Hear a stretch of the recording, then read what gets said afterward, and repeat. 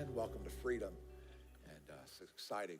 It's gonna be warm today, so enjoy it, because I think I saw it's gonna be like 20 something in just a couple of days. But nonetheless, a principle is something that is a foundational truth. A principle is a foundational truth that it affects your life whether you believe it or you don't. You think about, there are some things that are in this world that whether you believe it or not, it's going to affect you. If I didn't believe in gravity, and I went up to the top of the new building over there, because it's higher than the building that we're in right now. If I went over there to the new building and did a swan dive off onto the ground, saying I don't believe in gravity the whole way down, it's not the fall that's gonna get me, it's the abrupt stop at the end, right? Like that's the thing that's probably gonna be problematic for my body, and really for anybody who happens to be watching that particular moment, because you don't have to believe in gravity for it to take effect in your life. There's a lot of things that are like this. How many of you are bargain shoppers? Raise your hand. We got any bargain shoppers in the room? That's good.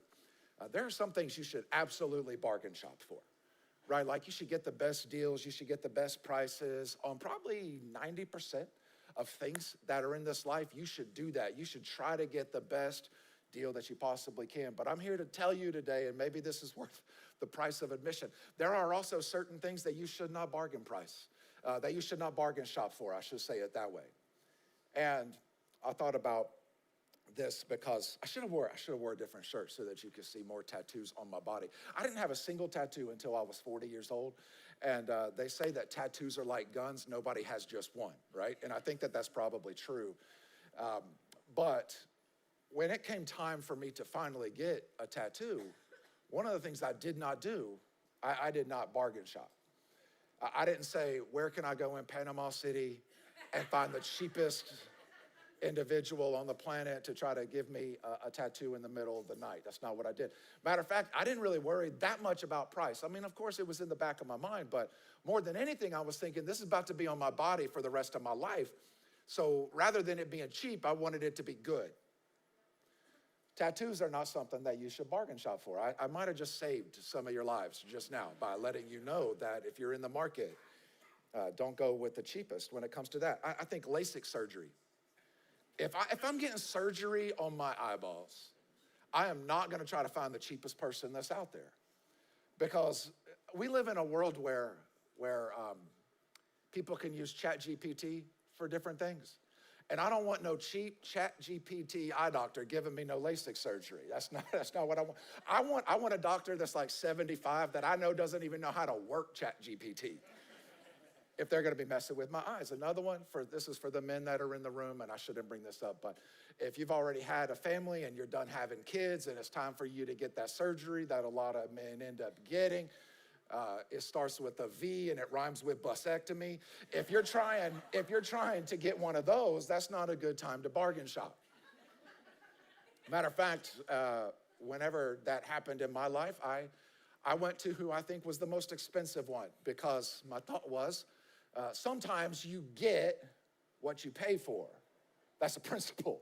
That is a principle in life, that sometimes, not all the time, but sometimes you get what it is that you pay for. So my theory is that if it involves scissors, needles, or lasers, that I'm not doing any bargain shopping. Is that fair? Say yes.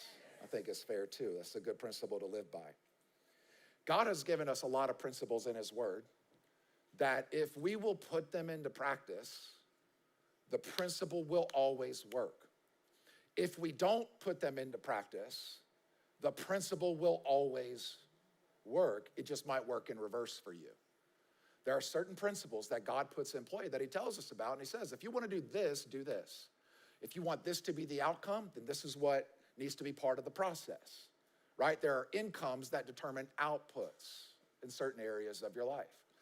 And this whole series has been about one of those particular principles, and we're going to dive in further and deeper throughout the course of this particular message, maybe than we have in the previous two. It says this in 2 Corinthians chapter 9, beginning of verse 6. Here's the principle. Remember this. In other words, don't forget, because we have a tendency to do so. So remember this.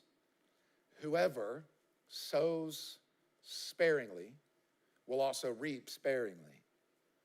Whoever sows generously will also reap generously. Let's go to Galatians chapter 6, verse 7. Do not be deceived. In other words, don't let people lie to you, and don't you lie to yourself.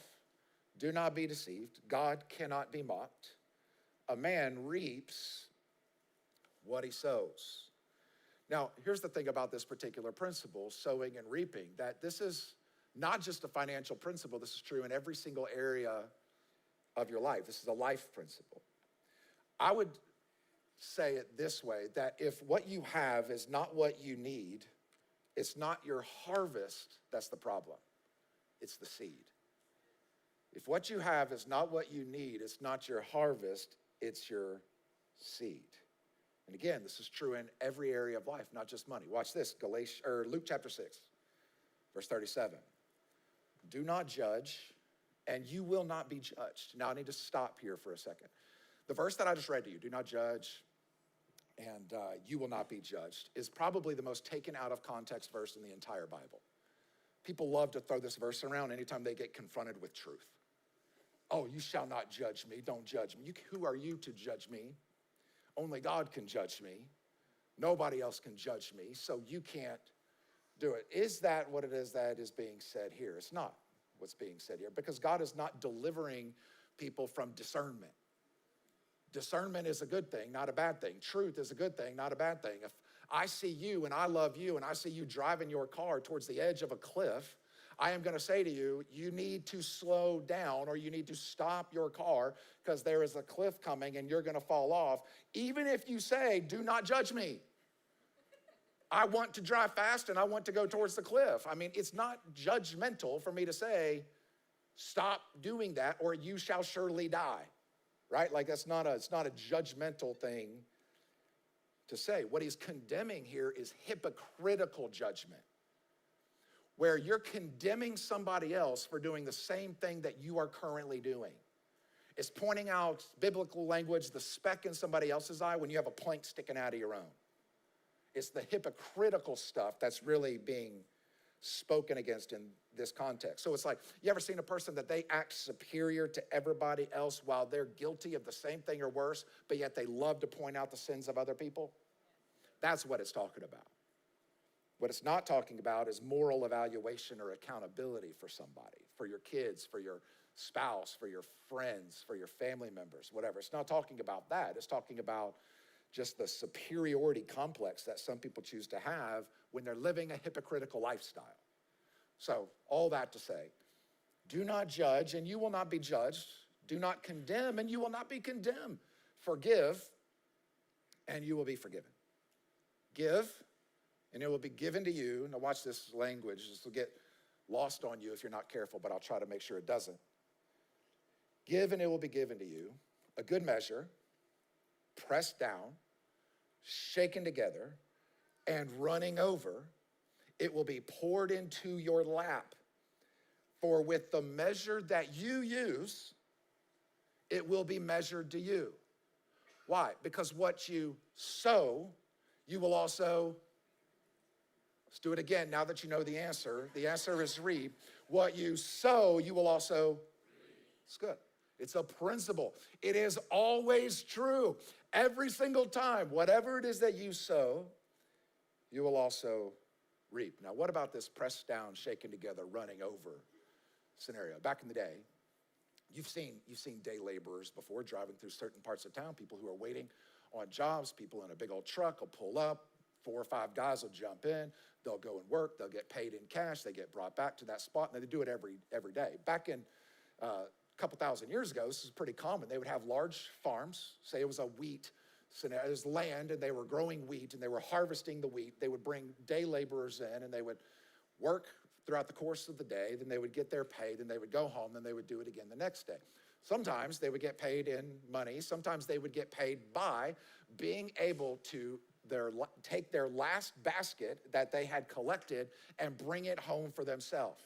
Now, if I was going to buy wheat, say you, everybody in here, you own a piece of property and you're selling wheat, and I come to you and I come to buy that wheat, if you are an honest individual, what you will do is you will throw the wheat into the basket, you will press it down, shake it together to eliminate all the air bubbles, press it down, shake it together until it is running over, and then you will give it to the individual. Now, back in those days, they would wear these long robes, and on the front, they had like a pouch. It's not like a kangaroo pouch, but it was a ginormous pocket, so to speak. And so they would carry it, and it would be running over, and they would fall into their lap, down into their pocket. That's basically the imagery that you should see whenever you're getting a story like this, whenever you hear me tell the story, right? Now, if I was dishonest is the right word, maybe stingy would be a better word, and I'm the landowner and you come to me to buy it, I would just throw the wheat in the basket. I wouldn't press it down, I wouldn't shake it together, and I certainly wouldn't wait until it was running over. I would do what the United States does whenever they sell potato chips here in this country. You get this big, giant, jumbo bag, but then you feel that the chips stop here and the bag goes up to here. It should be illegal, right? So what he's saying is, you reap what you sow.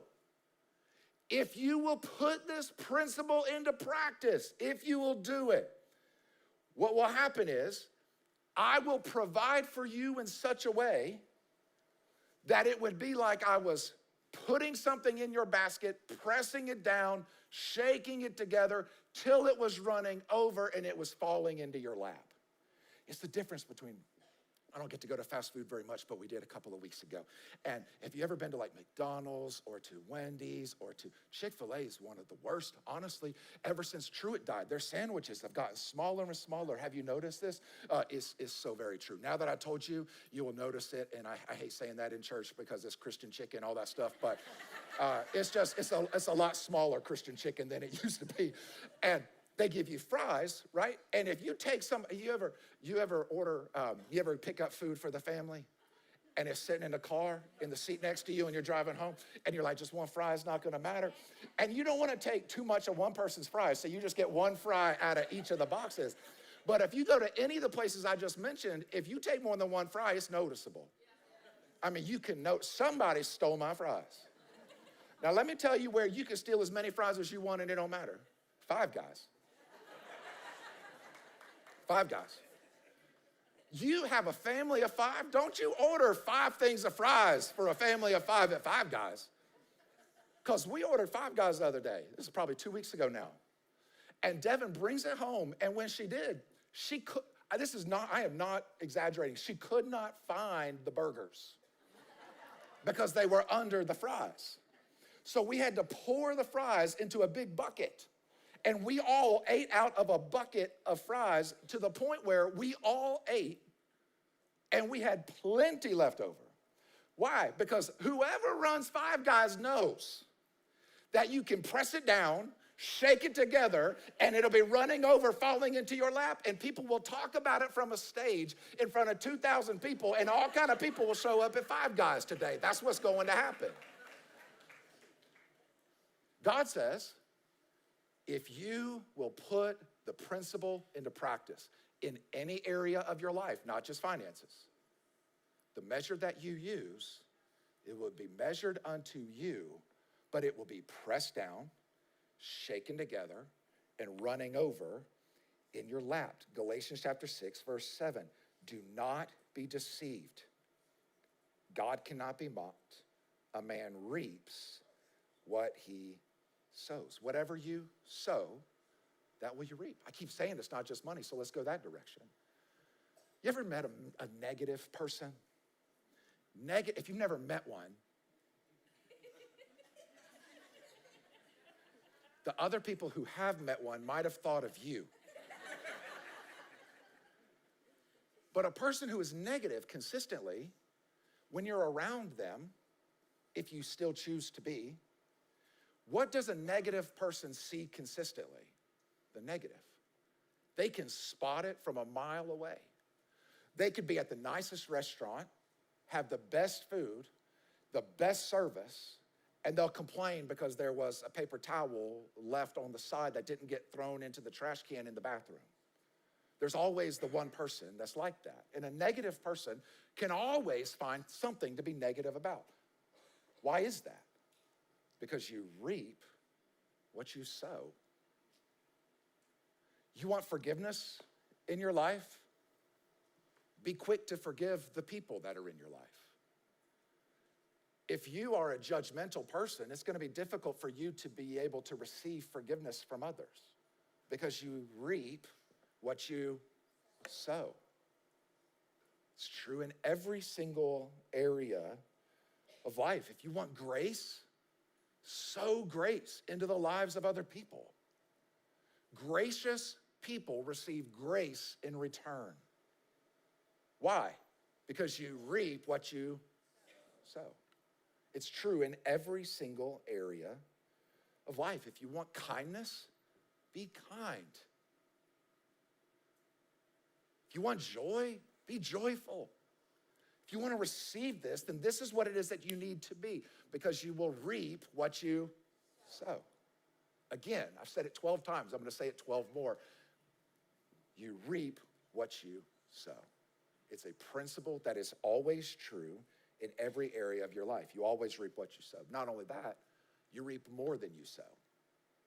You always reap what you sow, and you always reap more than you sow. It says this, Proverbs chapter 11, verse 24, the world of the generous person, generous family, the world of the generous gets larger and larger, but the world of the stingy gets smaller and smaller. It's a principle that's always true, whether you believe it or you don't. It's going to affect you the same. The world of the generous gets larger and larger. The world of the stingy gets smaller and smaller. The reason that this is true is because when it comes to reaping and sowing, you always reap more than what it is that you sow. If I plant one little kernel of corn, right? I plant one little kernel of corn. I don't get back just one kernel of corn. If I plant one kernel of corn, I'm going to get a stalk with multiple ears of corn with hundreds of kernels on each of those cobs of corn. That's the way that this thing works. It's the law, the principle of multiplication. God built multiplication into the system. You reap, always, you reap what you what? Sow. And you always reap more than what it is that you sow. In other words, I can say it this way too. What you keep, when it comes to finances, what you keep, mine, what you keep is all you have. But what you sow, God always multiplies. Every time. That's the principle at play, and there's nothing anyone can do to change it.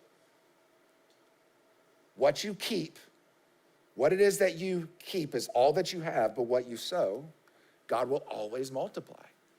This is true in every single area of life. I want you to understand this because I wanted to be really, really clear today, and I wanted to try to do my best to help you to see this is a financial principle, but it is more than a financial principle. This is true in every area of your life.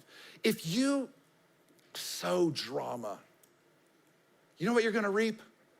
Drama. Why does drama always follow me? Because you're the most drama-filled person I've ever met. So of course it follows you.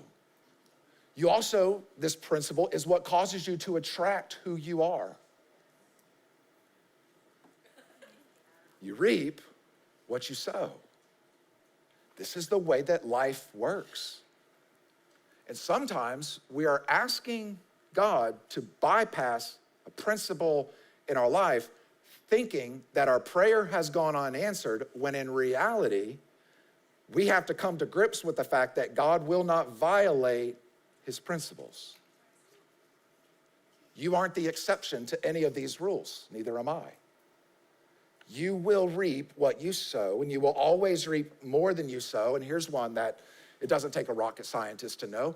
You will always reap later than you sow. In other words, it doesn't always happen right away. I wish it did, because I am more of a payoff guy than a process guy. Right? I bet there's a lot of people that are out there that are just like me. I like the payoff. I'm not a huge fan of the process, especially if the process is long. Because what happens to me is I get frustrated in the middle of the process if the process is taking a long time. I like quick results. Wouldn't it be better if you didn't even have to go to the gym? All you had to do was get the gym membership? Or you didn't have to get on the treadmill, you could just turn it on and stand beside it. Or you don't have to lift the heavy weights, you can just put the heavy weights onto the bar and then pray and ask that God would help you to get stronger. It's not the way it works. If you're gonna get bigger, you're gonna have to probably lift heavier. You're gonna probably have to get on the treadmill. If you wanna drop some pounds and shed some calories, you're probably gonna have to figure out a way to burn some of those off because you heard the pastor talk about Five Guys and that's where you went with those 8 zillion fries that they're gonna give you when you get home today. You always reap later than you sow. 2 Corinthians 9 verse 6. I read the first verse, but let's keep reading more. Remember this, whoever sows sparingly will also reap sparingly, and whoever sows generously will also reap generously. Why? Because God is able to bless you abundantly so that in all things, at all times, having all that you need, you will abound in every good work. As it is written, they have freely scattered their gifts to the poor. Their righteousness endures forever. Verse 10. Now he who supplies seed to the sower and bread for food will also supply and increase your store of seed and will enlarge the harvest of your righteousness.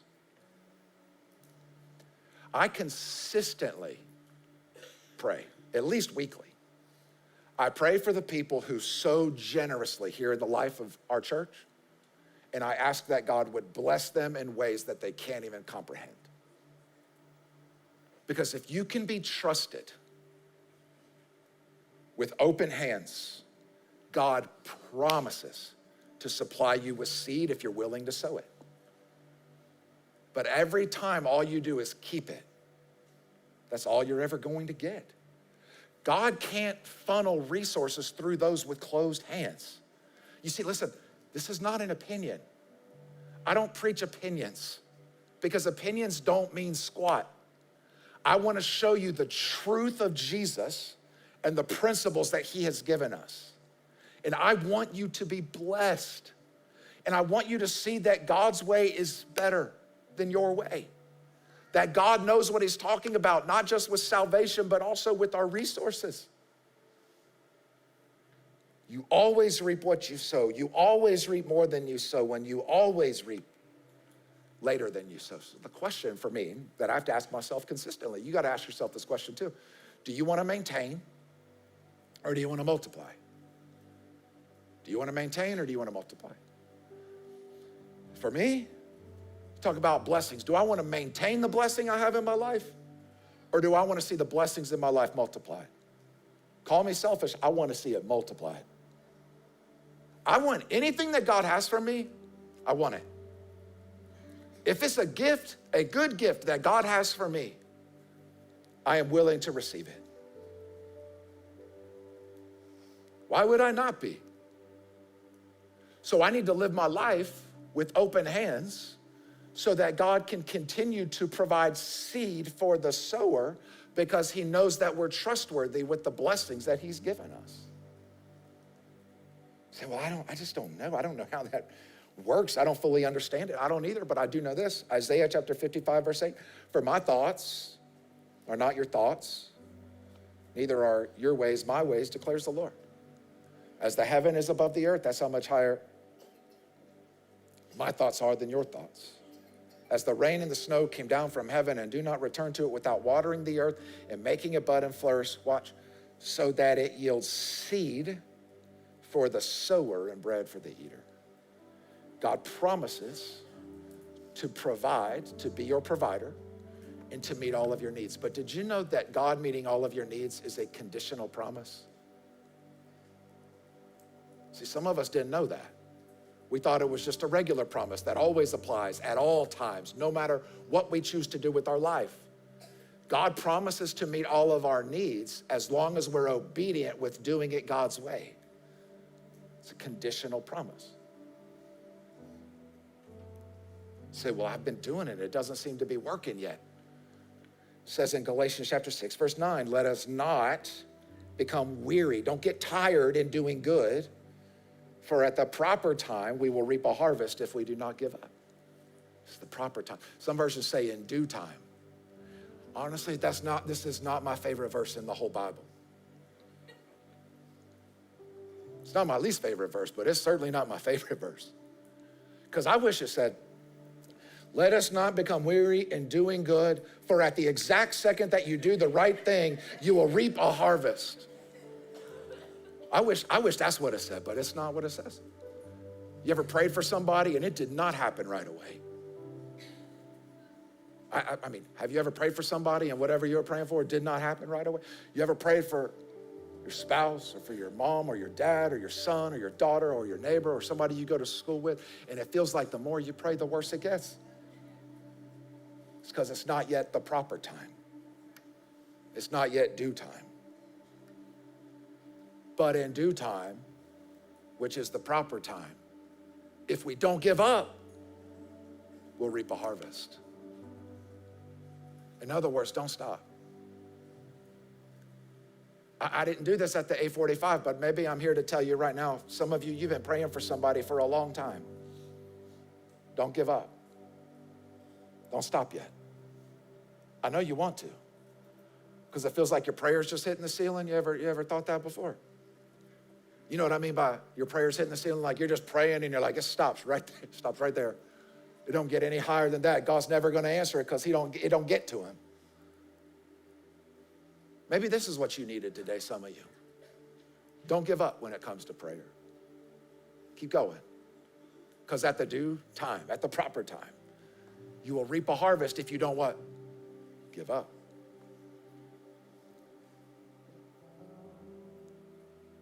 When it comes to the financial side of this, I've heard so many emotional, like, bringing the tithe stories. You know what I've never heard? I've never heard an emotional keeping the tithe story. It's never happened. But I hear this over and over and over again. Even since we started this series 3 weeks ago, this is what I've heard. It's like a really awesome broken record. I was scared to do it. I did it anyway. God provided. I was scared to do it. I did it anyway. God provided. Over and over and over and over and over again. And what you find out once you start trusting God with your resources is that it's not about losing something. It's about planning something. And you will reap what you sow. Now, I've told you this, three different responses that you might have. Some of you were like, I don't care. I'm not doing it. No way. I trust God to get me to heaven, but I don't trust him with my money. We love you anyway. God loves you anyway. But your heart is hard as stone. And I pray that God would break through in your heart and your life, because this is not just a financial thing. This is a whole life thing. And if you don't trust God with money, then that means you don't trust him with anything else. So if you're a no way person, just know you are welcome. We love you. I love you. I think you're great. But I do pray that God softens your heart. Others of you, you're like, I feel terrible because I haven't been doing this yet. I've been hearing these messages and I've been scared to do it for like a year, 5 years, 10 years, 20 years, 30 years. Listen, put God to the test. See if he does not open up the floodgates of heaven and pour out for you a blessing. So I can't start now. I'm too far behind. You don't owe God back tithes for the last 10 years. Don't listen to anybody that says that you do. That's a little bit strange when it comes to the fact that you've been holding back for 25 years. God's not like, I'm keeping a tally up here. I ain't blessing you until you get caught up, big boy. No, start now. Forget the past. Look to the future. And say, I'm not where I want to be, but I'm not where I used to be. As from this day forward, I'm going to put you to the test in the area of my finances. Others of you, you're like, bro, I've been doing this for a long time. Well, I already know your response to a message like that or this, and that is, I'm never going back. Never going back. Since I was 5 years old, I've been putting money in the offering plate whenever I would get some money from my grandparents. I've known to do this my whole life, which has been very helpful. Those of you that have kids, teach them to do it when they're young, and they never have to learn to do it when they're old. They just learn from the beginning, and you want your kids to be blessed. by God. So teach them this. But what I would say to you is that Devin and I, we've learned this thing over and over and over throughout the course of our life. One time God told us to give. This is like the first time we ever were told to give something over and above our normal tithe, and it was $500. And listen, I was 21, she was 19. $500 might as well have been $1 million back then. I mean, I was like not devastated, but I was scared. I was like, $500, how in God's name are we gonna do that? And we gave it, and then our car broke, our oven broke, which you affect the food. That is not helpful for me. The oven broke, the car broke, and I feel like there was one other thing, but I can't remember what it is. And I was like, God, come on. I did what you told me to do, and you broke my oven. That's what I told him. I told God he broke my oven.